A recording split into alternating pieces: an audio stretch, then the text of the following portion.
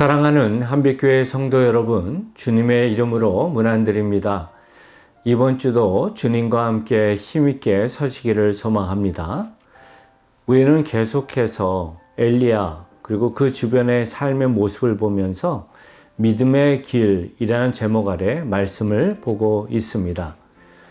이번 주는 19장 1절에서 18절의 말씀을 가지고 회복, 치유와 재부르심이란 제목 아래 말씀을 봤습니다. 엘리야는 위대한 주님의 종이었습니다. 하지만 그도 연약한 사람입니다. 우리가 알아야 할 사실은 인생의 굴곡이 있듯이 믿음의 여정도 굴곡이 있습니다. 중요한 사실은 힘들고 어려운 상황들을 잘 이겨내고 나아가는 것이 중요하고 그것을 바로 하기 위한 세 가지 비결을 말씀을 통해 우리가 함께 봤습니다. 영적 고갈에서 새 힘을 얻으려면 첫 번째, 하나님 안에 쉬어야 한다 말씀드렸어요. 그리고 그 안에는 우리는 인간이란 것을 잊지 말라 하는 것입니다. 5절에서 8절을 보면 로뎀나무 아래 누워 자더니 천사가 그를 어루만지며 그에게 이르되 일어나서 먹으라 하는지라. 본즉 머리맡에 숯불에 구운 떡과 한 병 물이 있더라. 이에 먹고 마시고 다시 누웠더니 여호와의 천사가 또 다시 와서 어루만지며 이르되 일어나 먹으라. 내가 갈 길을 다 가지 못할까 하노라 하는지라. 이에 일어나 먹고 마시고 그 음식물의 힘을 의지하여 40주 40야를 가서 하나님의 산 호렙에 이르니라. 엘리야는 상한 심령 가운데 도망갔습니다. 그리고 광야에서 로뎀나무 아래 그는 이제 내가 삶의 의미가 없습니다. 조상보다 못합니다. 라는 허망함 가운데 쓰러져 있을 때 천사가 그를 찾아와서 어루만지며 그가 먹어야 할 음식과 마실 물을 전합니다. 그리고 이 모습을 통해서 엘리야는 회복을 하죠. 이 사건 안에서 우리가 두 가지를 명확하게 하면 좋겠다 말씀드렸습니다. 그것은 첫 번째, 지금 엘리야를 찾아온 천사가 누구신가 하는 겁니다. 천사라는 단어는 전달자, 보내심을 받은 자, 메신저로 이해할 수 있는데 특별히 7절에 보면 여호와의 천사가 라고 말하고 있어요. 그리고 제가 구약의 사건들을 통해서 예수 그리스도께서 메신저로 천사, 사자의 모습으로 오셨다가 하나님의 모습으로 확인되는 모습들이 곳곳에 있었다라고 도전을 드렸습니다. 그리고 워런 웰스비는 이 상황도 동일하다고 말하면서 여호와의 사자, The Angel of the Lord는 구약에서 삼위일체 하나님의 제2위격, 꼭 하나님의 아들이신 예수 그리스도를 가리키는 칭호이다라고 말합니다. 저도 그 의견을 한 표 던집니다. 엘리야는 상함 가운데 쓰러져 있었고 천사는 그를 먹였습니다. 하지만 이것이 단순히 먹이는 정도가 아니라 예수 그리스도의 긍휼의 터치하심을 우리가 알면 좋겠다 도전했죠. 두 번째 알아야 할 사실은 주신 음식이 담고 있는 의미가 뭐냐라는 겁니다. 긴 여행을 가야 합니다. 어떤 면에서 볼 때 고기를 많이 먹어도 과연 40주야를 갈 수 있을까 싶은데 천사가 준비해 준 것은 떡과 물 한 병이었습니다. 그리고 그것은 그가 2년 반 동안 사르밧 과부와 함께했던 음식이었음을 우리는 압니다. 우리는 이 음식을 통해서 하나님의 신실하심, 하나님의 공급하심을 믿고 순종하는 것을 엘리야는 훈련받았고 또 이 힘든 상황 가운데에서도 하나님을 리마인드하고 있음을 보게 됩니다. 우리 성도들 가운데 사역을 하다가 번아웃 되시고 내려놓는 분 왕왕 있습니다. 때로는 육체적인 문제로 또 여러 쉼의 필요로 내려놓는 것, 우리는 사람이기 때문에 필요합니다. 하지만 단순히 사역을 내려놓는 것, 쉬는 것만 가지고는 부족합니다.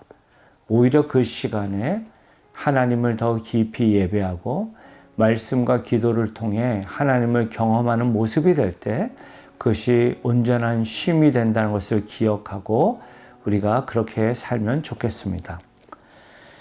영적 고갈에서 새 힘을 얻기 위해서 가져야 할 두 번째 모습은 하나님을 깊이 경험해야 한다 도전드렸습니다. 이제 엘리야는 하나님이 거하시는 거룩한 산 호렙산에 이릅니다. 그곳에 이를 때에 여호와 하나님은 그에게 물으십니다. 엘리야야, 네가 어찌하여 여기 있느냐? 이에 대해서 엘리야는 10절에 이렇게 고백합니다.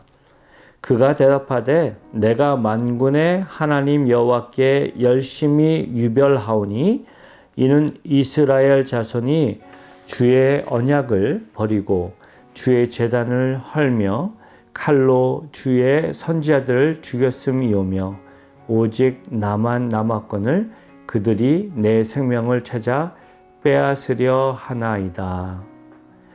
지금 여호와 하나님의 질문 앞에 엘리야는 내가 열심히 유별하오니 라고 말합니다. 여기서 열심, 유별 이 두 번역된 단어가 카나라는 원어의 의미로 질투하다 아니면 분개하다라는 의미로 볼 수 있습니다. 즉 엘리야는 이렇게 말하는 겁니다. 여호와 하나님, 나는 주님을 향한 열심으로 살았습니다. 그리고 죄로 가득한 이 북이스라엘을 바라보며 선지자를 핍박하고 죽이는 그들의 모습을 보면서 저는 분개하고 분개합니다 라고 말하는 것입니다. 그리고 이제 저 혼자 남았습니다. 그래서 도망하러 이 땅에 왔습니다 라는 말을 합니다. 이 모습에는 그가 자신이 처한 상황에 대한 원망과 또한 두려움과 어려움의 부분을 토설하고 있음을 보게 됩니다. 그런 그의 말 앞에 여호와 하나님은 11절에 여호와 앞에서 산에 서라 라고 말합니다.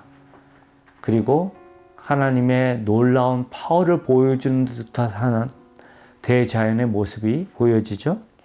강한 바람, 지진, 불이 있었습니다. 하지만 놀랍게도 여호와는 거기 계시지 않았다 말합니다. 그리고 마지막에 세미한 소리가 있다라고 말해요. 우리는 여기서 퀘스천을 던지게 됩니다. 출애굽 시대에도 모세가 시내산에서 하나님의 신현, 테오파니를 경험했습니다. 놀라운 소리, 나팔 소리, 진득한 연기, 그런 모습을 통해서 하나님이 하나님 되심을 보이셨는데 오히려 지금 엘리야 앞에서는 역설적인 모습으로 그러한 모습 속에 여호와가 계시지 않는다라고 말하고 있고, 이것은 한편으로는 우상 숭배하는 세대가 자연의 놀라운 모습을 보면서 신격화하는 그 모습, 그리고 그 상황 가운데 엘리야도 영향을 받아 하나님을 그쪽으로만 생각할 수 있는 부분에 대해서 하나님이 이 모든 위대한 자연도 당신이 만들었을 뿐 아니라 당신의 임재는 세미한 음성을 통해서도 이룰 수 있다라는 하나님의 특별한 터치심이었고, 그 하나님의 레슨은 이미 그가 로뎀 나무 아래에 쓰러져 있을 때부터 훈련되었음을 보게 됩니다. 우리가 알아야 할 사실은 이것입니다. 하나님의 종으로서 또한 하나님의 백성으로서 우리가 바로 서야 할 모습은 성장해야 합니다. 그리고 우리의 믿음은 고난을 통해서, 어려움을 통해서 성숙해집니다. 저희 한빛교회가 Re101 회복여행을 모든 성도에게 도전하는 것도 바로 그것입니다. 주 안에서 나의 연약함을 돌아보고 주 안에서 새 힘을 얻고 주 안에서 십자가의 세밀한 복음의 소리를 들을 수 있을 때 내 힘으로 겉으로 화려해 보이는 그러한 사역의 모습을 떠나 어떠한 상황 가운데에서도 주님을 예배하고 주님을 바로 섬길 수 있다 믿기 때문입니다. 오스왈드 샌더스는 이렇게 말합니다. 갈보리에서 들려오는 속삭임은 시내산의 천둥보다 사람들을 회개로 이끄는 데 있어 훨씬 더 강력하다. 우리 사랑하는 성도 한 분 한 분이 하나님이 하나님 되심을 다양한 모습을 통해 발견하시면 좋겠습니다. 하나님은 위대한 모습으로 당신을 드러내십니다. 또한 하나님은 세밀한 모습으로 나의 연약함 가운데서 터치하시는 참 퍼스널한 분이십니다. 우리가 그것을 바로 경험할 때 더욱더 풍성하게 힘있게 설 줄 믿습니다.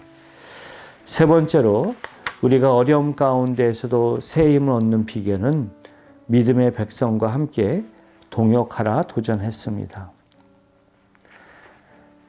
여호와 하나님은 엘리야에게 질문했습니다. 네가 왜 여기 있니? 그랬는데 10절과 14절에 엘리야는 동일한 모습으로 하나님 앞에 나아갑니다.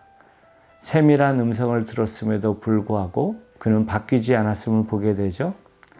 그런데 하나님은 그 이하에 다시 한번 도전합니다.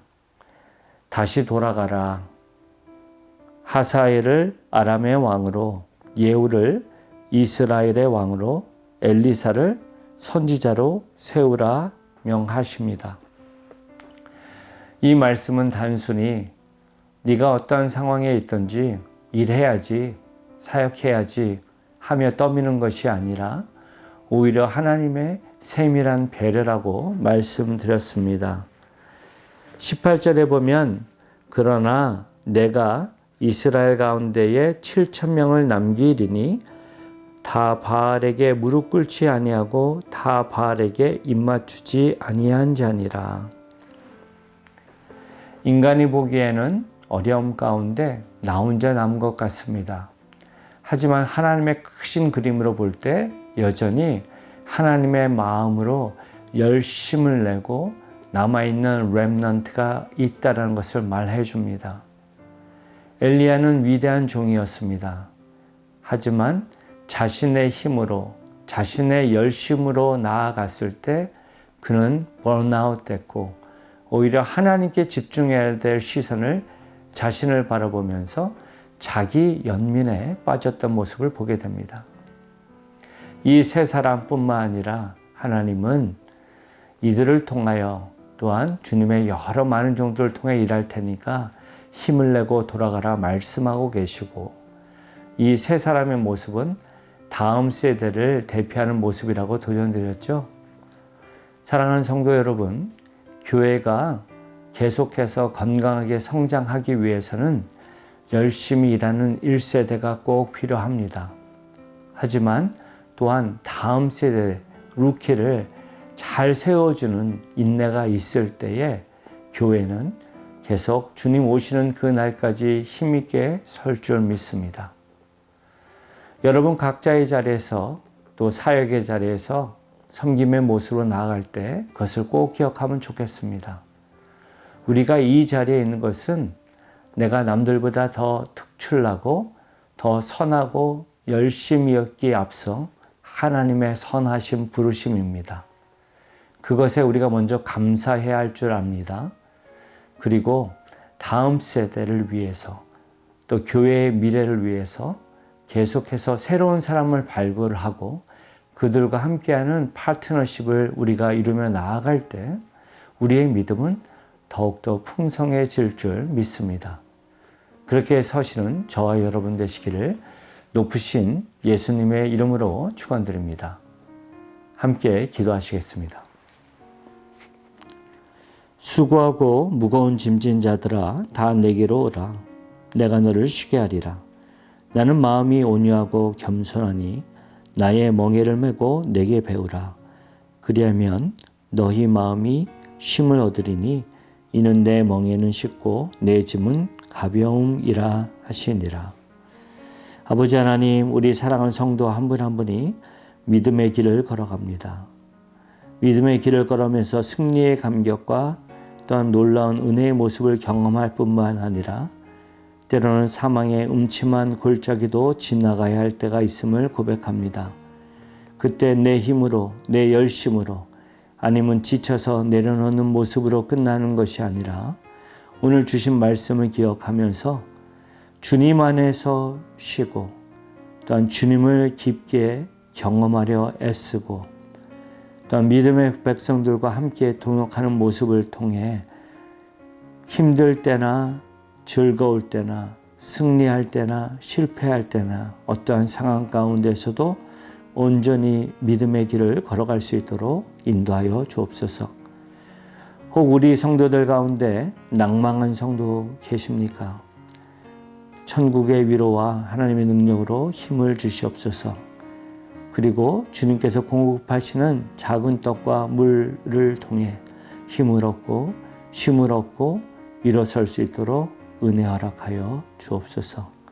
아버지 하나님, 우리 사랑하는 성도들 또 이번 남은 한 주 살 때에 주님과 함께 힘있게 설 수 있도록 도와주시고 축복의 도구로 힘있게 서는 주님의 아들 딸 되기에 은혜를 더하여 주옵소서. 모든 영광을 주님께만 올립니다. 사랑이 많으신 예수님 이름으로 기도드립니다. 아멘. 사랑하는 성도 여러분, 이번 남은 한 주도 주 안에서 승리하십시오. 사랑합니다.